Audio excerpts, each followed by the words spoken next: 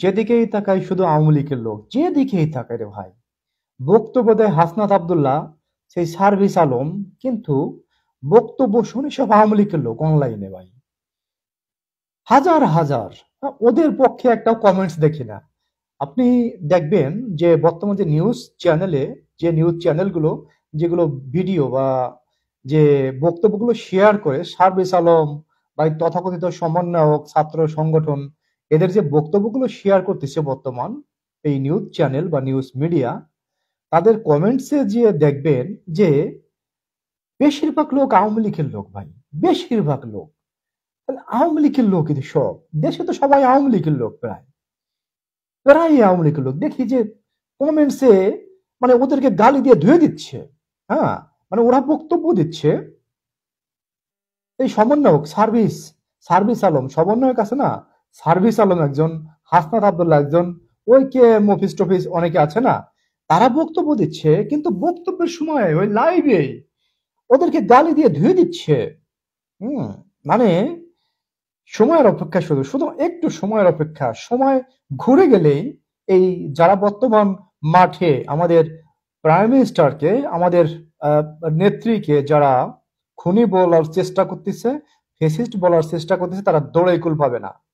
হ্যাঁ, মানে তারা দৌড়ে পড়ে থাকবে, তারা দৌড় দিয়েও কুল পাবে না। মারে বাবারে বলে চিৎকার করতে হবে তাদেরকে। কারণ কি, যে এখন পর্যন্ত স্টিল নাও, এখন পর্যন্ত বাংলাদেশে শেখ হাসিনা যে খুন করেছে একটা, কেউ সেটা প্রমাণ করতে পারে নাই বা পারবে না।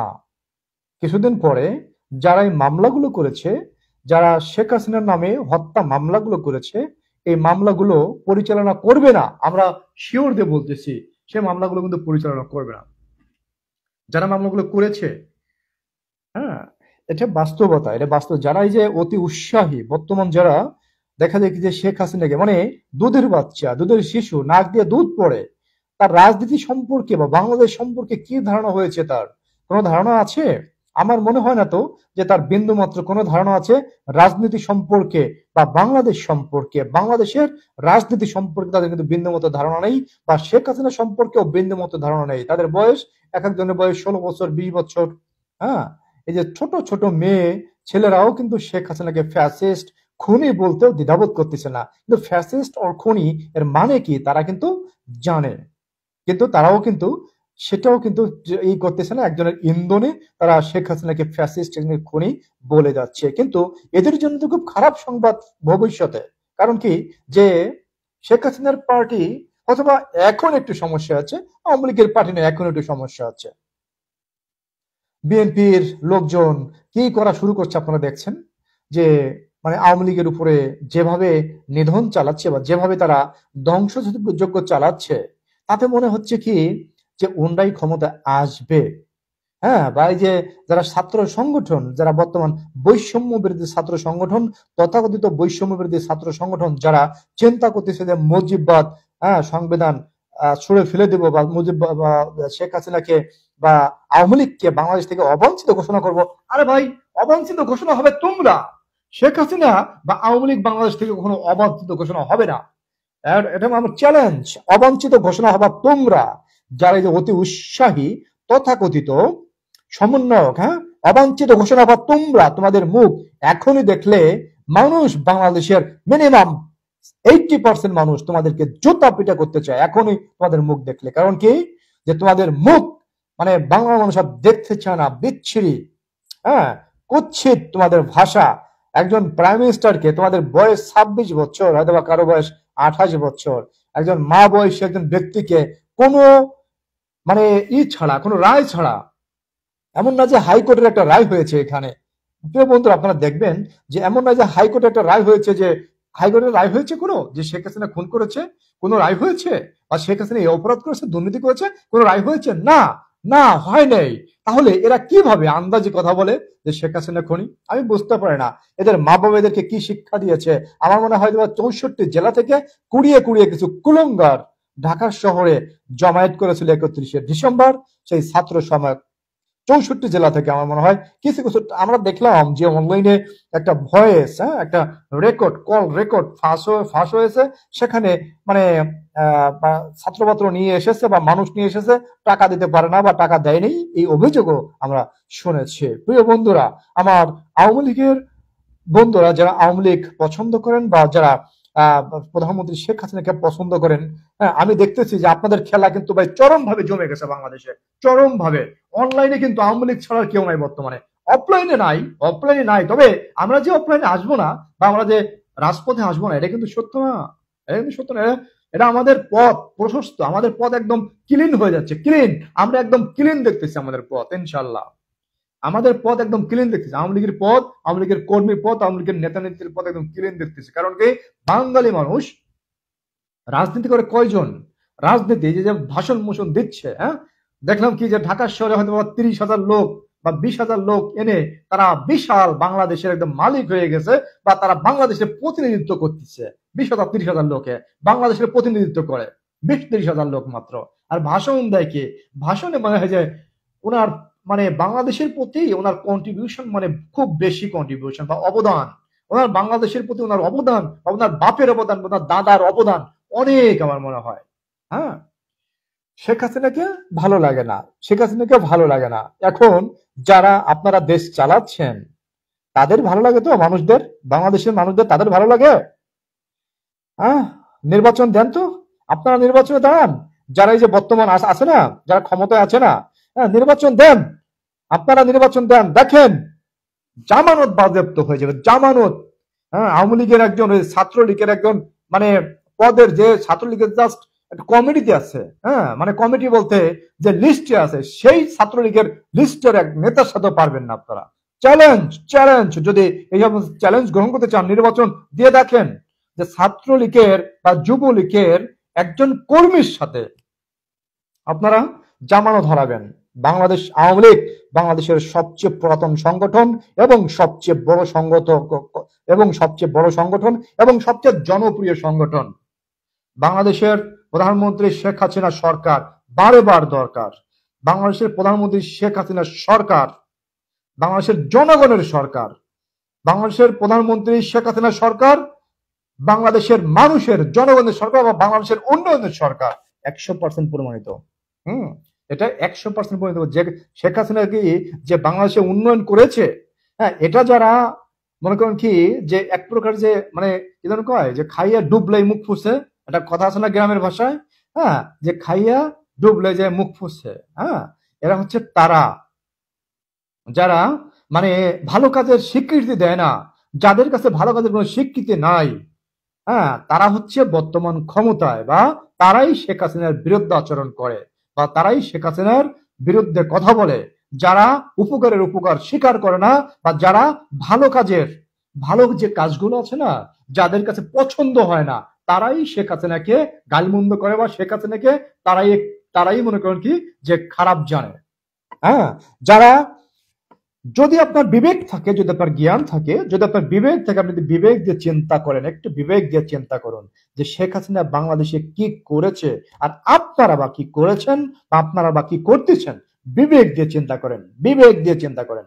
আর যখন এই বাঙালি মানুষ, বাঙালি দুঃখী মানুষ বা বাঙালি কৃষক, শ্রমিক, দিনমজুর, ছাত্র ছাত্রী, হ্যাঁ, এই যে আমরা যে তথাকথিত বৈষম্য বিরোধী ছাত্র সংগঠন দেখেছি, আচ্ছা, বৈষম্য বিরোধী ছাত্র সংগঠন এরাই কি শুধু ছাত্রছাত্রী, আর কোন ছাত্রছাত্রী নাই বাংলাদেশে? শুধু কি এই কয়জন ছাত্রছাত্রী? আমরা দেখলাম যে গত 31শে ডিসেম্বর আপনাদের সমাবেশ হইল। সমাবেশে হওয়ার কথা ছিল কি, হইল কি? সমাবেশ হলো, আমরা দেখলাম, সমাবেশ দেখলাম, কিন্তু সমাবেশে কত লক্ষ লক্ষ মানুষ হয়েছিল বা লক্ষ লক্ষ স্টুডেন্ট কি আপনারা জমায়েত করতে পেরেছেন? নো। আপনাদের কাছ থেকে যারা সমাবেশের আয়োজন করেছেন, তথাকথিত বৈষম্য বিরোধী ছাত্র সংগঠনের সমন্বয়করা, আপনাদের কপালে ফিসার বাড়ি মেরে দিয়েছে ছাত্র ছাত্রীরা। কারণ কি, আপনাদের থেকে মুখ ফিরিয়ে নিয়েছে। আপনারা কথা বলেন একটা, কাজ করেন আর একটা। আপনারা এখন বাংলাদেশের মানে 1 নম্বর সন্ত্রাস। এই যে সমন্বয়করা না, এখন বাংলাদেশের 1 নম্বর সন্ত্রাস প্রমাণ দিচ্ছে। হাসনাত আব্দুল্লাহ, হ্যাঁ, 5 জন সাংবাদিকের 10 জন সাংবাদিকের নামের লিস্ট দিয়েছে, এই এদেরকে চাকরি খেতে হবে, না হলে কিন্তু এই বিল্ডিং উড়াই দিব। হ্যাঁ, এইভাবে হুমকি দিয়েছে।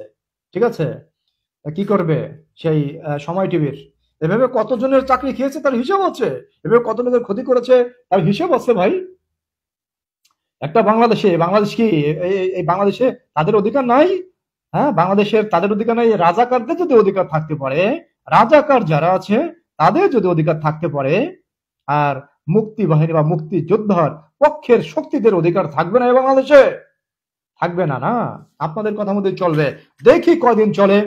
আল্লাহ তো সবারই, ঠিক না? যারা ওই যে জামাত শিবির, হ্যাঁ, যারা ওই যে হেফাজতে ইসলাম, তারপরে ওই যে আবার আছে ইসলামী আন্দোলন বাংলাদেশ, তারা চিন্তা করে কি যে আল্লাহ শুধু আমাদেরই, আল্লাহ শুধু আমাদেরই, আল্লাহ আমাদের না, আমরা নামাজ রোজা পড়ি না, আমরা নামাজ রোজা করি না। আমার মনে হয় নাকি আপনাদের থেকে আল্লাহরে আমরা কম ভালোবাসি? আপনাদের থেকে আল্লাহ আমরা নবীরে কি কম ভালোবাসি? আমার সামনে এক হিন্দু ভাই বা যেই হোক না কেন আমার কোরআন নিয়ে একটা কথা বলুক তো, বা আমার সামনে আমার নবীকে নিয়ে একটা কথা বলুক তো, দেখি কত বড় স্পর্ধা। বলতে পারবে না। আমার সামনে আমার নবীকে গালমন্দ করতে পারবে না, আমার সামনে আমার আল্লাহকে গালমন্দ কেউ করতে পারবে না। হ্যাঁ, আমি এর চ্যালেঞ্জ দিচ্ছি, গালমন্দ করলেই সে প্রতি উত্তরে পেয়ে যাবে, কিছু উত্তম মাধ্যম পেয়ে যাবে। কারণ কি, যে আমার আল্লাহ, আমি আল্লাহ ভক্ত করি, বা আমি আল্লাহকে সিজদা করি, বা আমি আল্লাহর প্রার্থনা করি, আমি আল্লাহর প্রে করি, প্রার্থনা করি। হ্যাঁ, আমি কোরআন পছন্দ করি। আমি রোজা, নামাজ, হজ, জাকাত সবকিছু পছন্দ করি। আপনি পছন্দ না করেন, আপনি হিন্দু বা আপনি খ্রিস্টান, আপনি বৌদ্ধ, আপনার ধর্ম আপনি থাকেন, আমার ধর্ম আমি থাকবো, কিন্তু আমার ধর্মকে নিয়ে কটাক্ষ করার কোনো অধিকার আমার সামনে নাই। আপনি হয়তো অনলাইনে কোনো কিছু বলতে পারেন, অনলাইনে অনেকেই বলে। তবে এটা ঠিক যে মানে যে কারো ধর্ম হোক না কেন, যে কারো ধর্ম হোক না কেন, সেটা মনে করেন আমি একজন মুসলমান হয়ে দেখা যায় আমি হিন্দু ধর্মকে কটাক্ষ করে কথা বলবো, এটা বলা উচিত না, এটা কোনোভাবেই বলা উচিত না। ঠিক আছে, যে প্রতিটা ধর্মের প্রতি আমাদের শ্রদ্ধা থাকতে হবে। প্রিয় আওয়ামী লীগের ভাই বোনেরা, যদি পারেন কারো ক্ষতি করবেন না কখনোই। হ্যাঁ, ডিসিশন নেন, যদি পারেন কারো ক্ষতি করবেন না কখনো, মানে কারো কোনো ক্ষতি করবেন না। ডিসিশন নেন, সিদ্ধান্ত নেন যে না, আমি জীবনে কাউকে কোনো ক্ষতি করব না, পারলে পারে উপকার করব। আমাদের আমাদের সে নেতার আদর্শ যেটা আছে, আমাদের সে নেতার আদর্শ যেটা ছিল, আমরা সেটা অনুসরণ করব। পারলে পারা উপকার করব, ক্ষতি করব না। যেমন দেখেছেন যে শেখ হাসিনা, হ্যাঁ, শেখ হাসিনা আপনারা দেখেছেন যে শেখ হাসিনা যখন ক্ষমতায় ছিল, অনেক লোক কিন্তু ভাই, অনেক বিএনপির অনেক নেতা নেত্রী কিন্তু শেখ হাসিনাকে মানে তুই তোকারি করেও কথা বলেছে, বিভিন্ন সমাবেশে বক্তব্য দিয়েছে, বিভিন্ন অনলাইন মিডিয়ায় তুই তোকারি করে বক্তব্য দিয়েছে। হ্যাঁ, আবার এমনও বক্তব্য দিয়েছে, আমরা শুনেছি বা আমরা দেখেছি অনলাইনে, যে বিএনপি ক্ষমতায় আসলে মানে প্রত্যেক জনের ঘর বাড়ি পুড়িয়ে দেব। কিন্তু তারাও কিন্তু বাংলাদেশে ছিল, তাদের কিন্তু কিছু বলা হয়নি, তাদেরকে কিন্তু কিছু বলা হয়নি। কিন্তু আওয়ামী লীগের রাজনৈতিক প্রেক্ষাপট চেঞ্জ হওয়ার পরে আমরা দেখতে পাইলাম যে আওয়ামী লীগের উপরে, আওয়ামী লীগ পন্থীদের উপরে, আওয়ামী লীগের নেতা নেত্রীদের উপরে শকুনের ঝাঁক, শকুন একদম মানে হয়ে পড়েছে, মানে শকুনের মতো, মানে একদম ঝাঁপাই পড়েছে আওয়ামী লীগের নেতাকর্মীদের উপর। তাদের বাড়ি ঘর দরজা সবকিছু লুটপাট করে তছনছ করে দিয়েছে, পুড়িয়ে দিয়েছে আগুন দিয়ে, বাড়ি ঘর দরজা সেই বিল্ডিং ভেঙে চুরে একদম সবকিছু সাবার করে দিয়েছে। শকুনের ঝাঁক, এই শকুনের ঝাঁকের বিচারে বাংলাদেশে হবে না। এই শকুনের ঝাঁক চিন্তা করছে কি এভাবে মানে একজনের ঘর বাড়ি সব লুটপাট করে দিয়ে তারা শান্তিতে থাকবে? অবশ্যই এই বাংলাদেশে বিচার হবে। তবে আমরা যারা আওয়ামী লীগপন্থী আছি, আমরা সত্য এবং ন্যায় নীতির রাজনীতি করি সবসময়।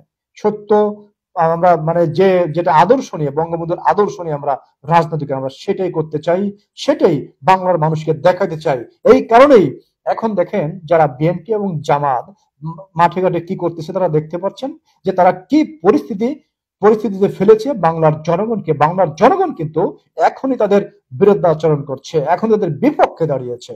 এবং সাহস নিয়ে অনেক মা বোন, অনেক ভাই ব্রাদার, রিক্সাওয়ালা, শ্রমিক বা অনেক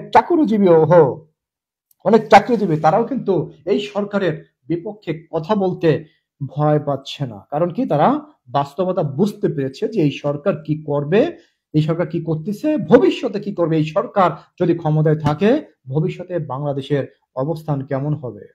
আমরা সবাই মানুষ, হ্যাঁ, আমরা একথাটা বলতে পারি, সবার সুখে হাসবো মোরা, কাঁদবো সবার দুঃখে। তবে একটা কথা, যে বাংলাদেশ কিন্তু আমাদের সবার, বাংলাদেশ কিন্তু কারো বাপের বাংলাদেশ না, বাংলাদেশ আমাদের সবার বাংলাদেশ।